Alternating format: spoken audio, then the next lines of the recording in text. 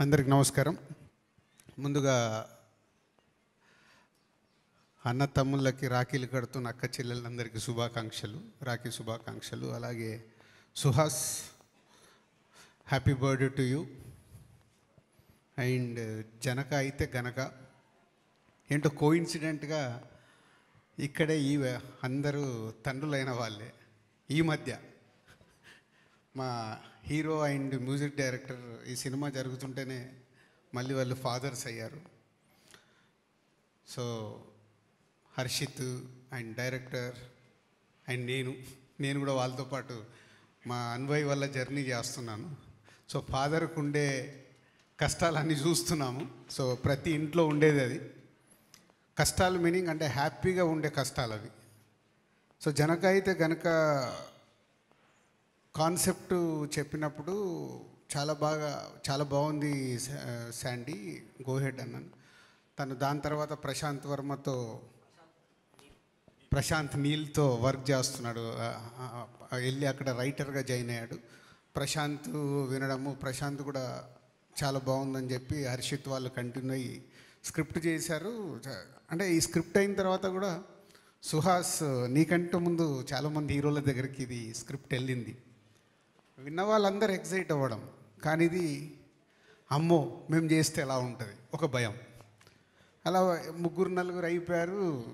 Sandy కూడా సరే ఏం చేద్దాం is busy with Prashanth Neel.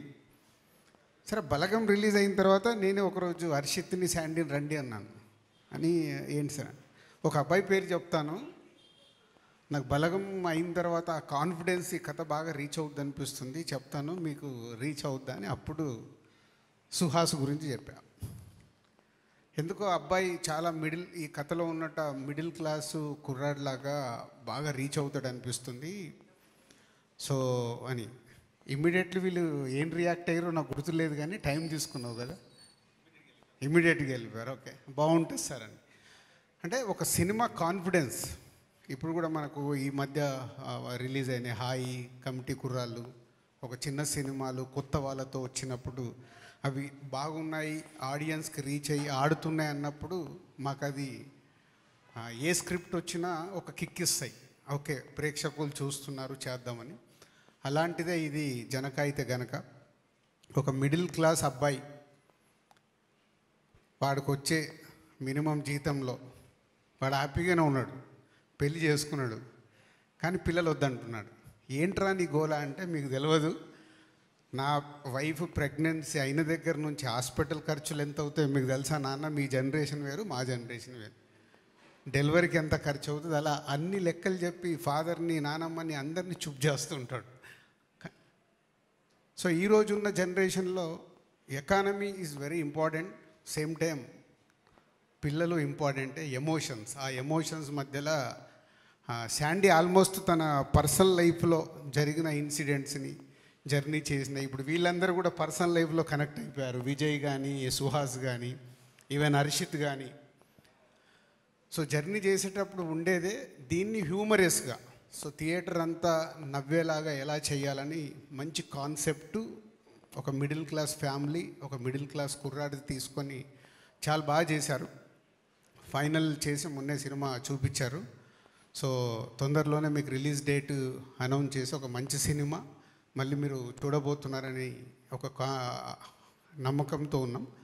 ఇప్పుడు కమిటీ కుర్రాళ్ళు హాయ్ ఎలా అయితే ప్రేక్షకులు ఒక ఫ్రెష్గా ఫీల్ అయ్యారో, ఈ సినిమాని అంత ఫ్రెష్గా ఫీల్ అవుతారు విత్ హ్యూమర్, నాన్ స్టాప్ ఎంటర్టైన్మెంట్తో జరిగే సినిమా ఇది. ఇక సుహాస్ గురించి చెప్పక్కర్లేదు. అండ్ మలయాళీ అమ్మాయి అయినా వాళ్ళ వైఫ్ అండ్ హస్బెండ్గా పేరు చాలా క్యూట్గా, ఏదున్నా అమ్మాయి ఒకటే డైలాగ్ ఏంటి అని అంటే, మా ఆయన చూసుకుంటాడులే అంటే, అంత కాన్ఫిడెన్స్ హస్బెండ్ మీద. పిల్లలు వద్దన్నా ఓకే అంటది, ఏదన్నా ఓకే అంటది, అంత క్యూట్గా చేసింది అమ్మాయి. అండ్ సుహాస్ ఒక మిడిల్ క్లాస్ కుర్రాడు ఎలా ఉండాలో అలాగే ఉంటాడు. తన ప్రీవియస్ సినిమాలు కూడా మనం చూసాం. ఈ సినిమాలో కూడా మీరు చూస్తే ఇప్పుడు సాంగ్ చూసినా, టీజర్ చూసినా చాలా ఒక మిడిల్ క్లాస్ కుర్రాళ్ళలాగా కనిపిస్తాడు. సో గుడ్ సెట్తో వస్తున్న ఈ సినిమా తొందరలో మీ ముందుకు వస్తుంది. సో ఈరోజు సాంగ్ స్పెషల్. చాలా పాటలు చూసాము, రైటర్ చెప్పాడు. ఇప్పుడు విజయ్ బేబీ తర్వాత తను చాలా ఫేమ్ అయ్యాడు. పోతే కాకినాడలో ఉండి ఇప్పుడు హైదరాబాద్లో వచ్చి పని చేస్తున్నా అంటే ఆయన వైఫ్ ఎంత హెల్ప్ చేస్తే ఇక్కడ వరకు వచ్చి చేస్తున్నాడు. మీ వైఫ్కి నువ్వు ఈ సాంగ్ డెడికేట్ చేయడంలో తప్పే లేదు.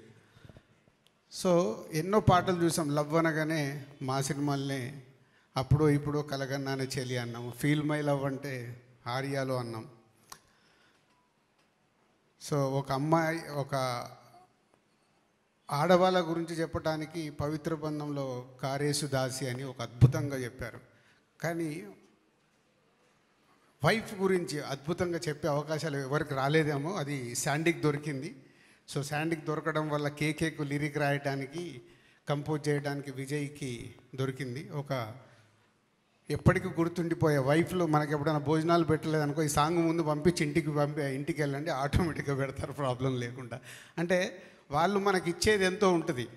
మనం బయటికి వెళ్ళేటప్పటికీ వాళ్ళకు 100 ప్రెస్టేషన్స్ ఉంటాయి. దాంట్లోకి వెళ్ళి బయటకు వచ్చి మనకు చేయాలి. కాబట్టి ఇది ప్రతి హస్బెండ్, ప్రతి వైఫ్కి డెడికేట్ చేయాల్సిన song.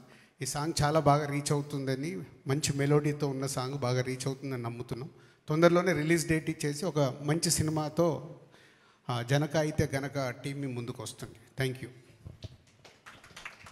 Thank you so much Raju గారు. సో ఎస్, ఇప్పుడు